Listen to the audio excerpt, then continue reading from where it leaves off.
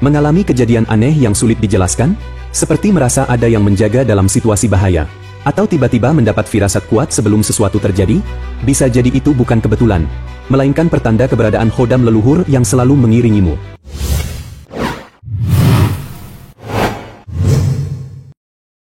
Assalamualaikum, Alhamdulillah buat sahabat semula jadi dimanapun berada. Semoga kalian semua selalu dalam lindungan Tuhan Yang Maha Esa, amin amin ya robbal alamin. Nah sahabat semula, jadi dalam kepercayaan kejawen, leluhur yang telah mencapai tingkatan spiritual tertentu dapat meninggalkan khodam sebagai penjaga bagi keturunannya. Namun, tidak semua bisa langsung berkomunikasi atau mendapatkan bimbingan dari mereka. Ada ritual sakral yang harus dilakukan. Sebuah warisan ilmu kuno yang kini mulai dilupakan di balik keheningan malam, di antara nyala dupa yang mengepul. Ada cara untuk memanggil kembali khodam leluhur, menghidupkan kembali ikatan batin yang telah lama terputus. Ritual ini bukan sekadar panggilan biasa, tapi perjalanan menuju penyatuan dengan warisan gaib yang telah ada sejak nenek moyang. Lantas, bagaimana cara melakukannya? Apa saja tanda-tanda keberhasilannya? Dan yang paling penting, apa yang harus dihindari agar tidak mendatangkan bahaya? Khodam leluhur adalah entitas gaib yang ditugaskan oleh leluhur untuk menjaga keturunannya. Dalam tradisi kejawen, khodam ini bukan sekadar makhluk halus biasa, melainkan perwujudan energi dari doa, laku spiritual, dan kesaktian yang telah dikumpulkan selama hidup leluhur. Keberadaan mereka seringkali dirasakan dalam berbagai bentuk. Ada yang berupa bisikan halus dalam mimpi, ada pula yang memberikan perlindungan tak kasat mata saat menghadapi mara bahaya. Namun, tidak semua orang dapat langsung berinteraksi dengan khodam leluhur. Dibutuhkan kesiapan batin, kebersihan hati, serta ritual khusus agar dapat menjalin hubungan yang kuat. Sebelum melakukan ritual, ada beberapa persiapan penting yang tidak boleh diabaikan. Tanpa kesiapan ini, ritual bisa saja gagal atau bahkan mendatangkan gangguan gaib yang tidak diinginkan. Ritual pemanggilan sebaiknya dilakukan di tempat yang memiliki energi leluhur yang kuat, seperti petilasan, makam leluhur, atau ruang khusus di dalam rumah yang digunakan untuk meditasi dan laku spiritual. Ritual ini tidak bisa dilakukan dengan sembarang niat. Harus didasari ketulusan, tanpa keserakahan atau keinginan untuk sekadar mencoba-coba. Jika niat tidak lurus, khodam leluhur bisa saja menolak hadir, menyediakan sesaji dan perlengkapan ritual. Dupa dan kembang setaman sebagai simbol pemanggilan dan penghormatan, air putih sebagai perlambang kesucian, kain putih atau selendang sebagai media penghantar energi sebelum memanggil khodam. Ada baiknya menjalani puasa atau laku prihatin seperti mengurangi makan daging, berpuasa mutih, atau berdiam diri dalam meditasi selama beberapa hari untuk membersihkan energi tubuh. Setelah semua persiapan dilakukan, ritual bisa dimulai. Duduk bersila di tempat yang tenang, pastikan tidak ada gangguan. Matikan lampu atau gunakan penerangan lilin agar suasana lebih khusyuk. Nyalakan dupa dan ucapkan doa. Asap dupa adalah simbol pemanggilan. Ucapkan doa permohonan agar khodam leluhur berkenan hadir.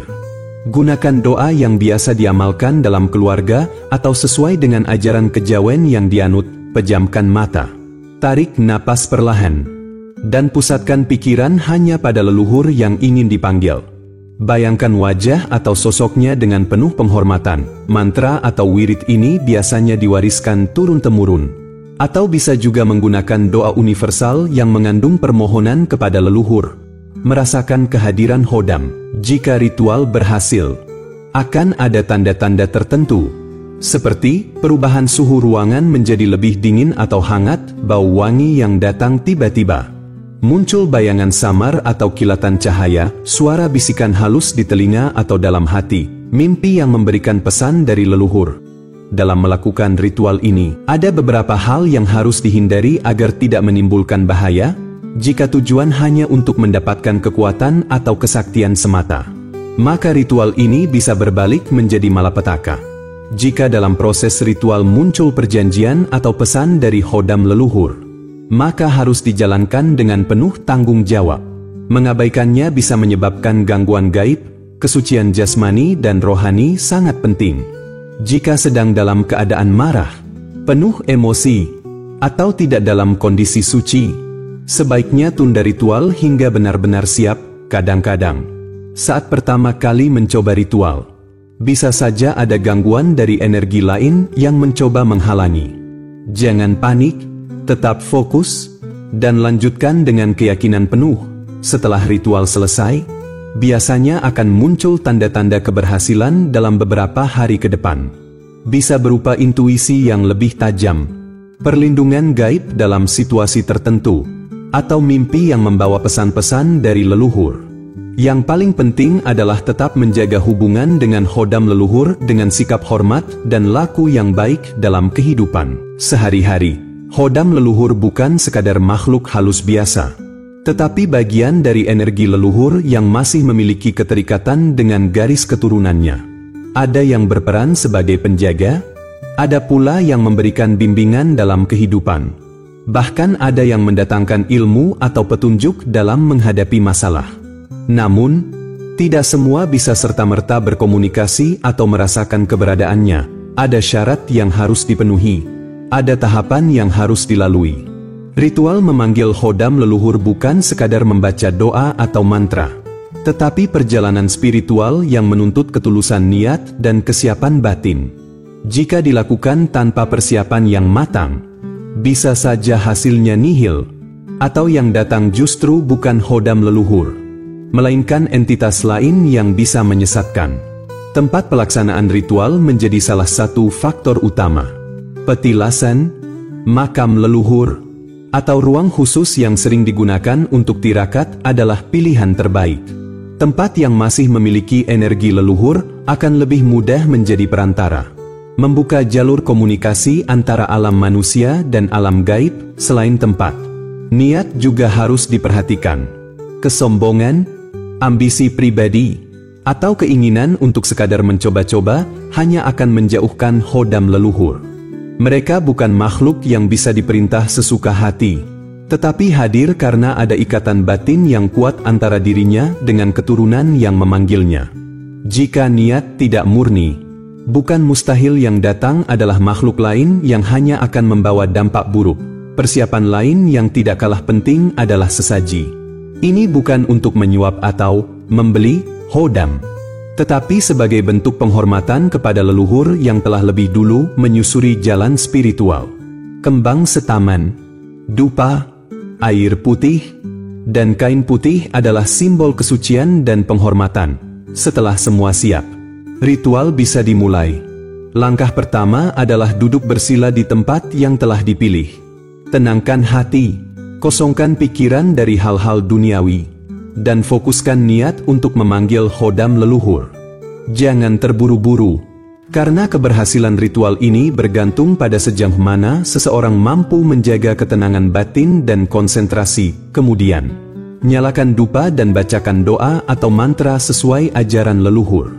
Setiap garis keturunan biasanya memiliki wirid atau doa khusus yang diwariskan turun-temurun. Jika tidak ada, bisa menggunakan doa yang bersifat universal, yang intinya meminta izin kepada leluhur agar berkenan hadir. Setelah itu, masuk ke tahap meditasi. Pejamkan mata, tarik napas perlahan, dan mulai membayangkan sosok leluhur yang ingin dipanggil.